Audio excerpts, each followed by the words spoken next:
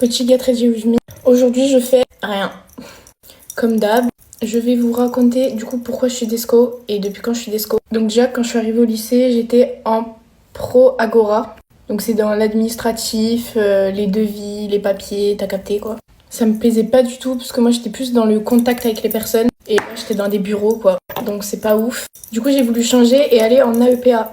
AEPA, c'est animation enfance et personnes âgées. Donc là, du coup, les stages, c'est que t'animes des enfants ou t'animes des personnes âgées dans des maisons de retraite. Moi, il y a un truc que je trouve ça vraiment dommage dans l'éducation.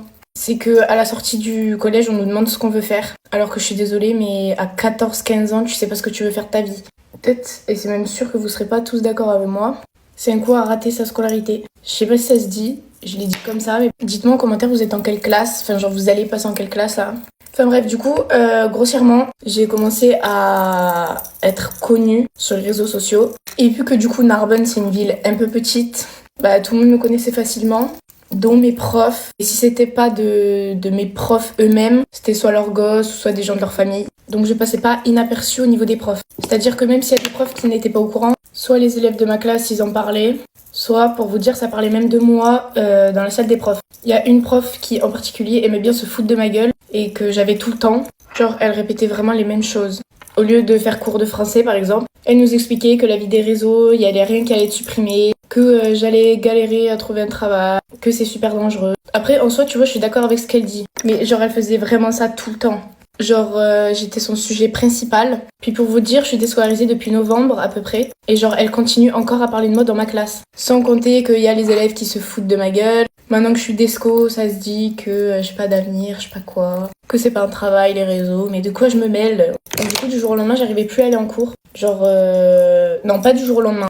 Je faisais tout pour sécher. Soit je ratais le bus, soit je faisais genre d'être malade. Du coup, mes parents, ils ont vite compris.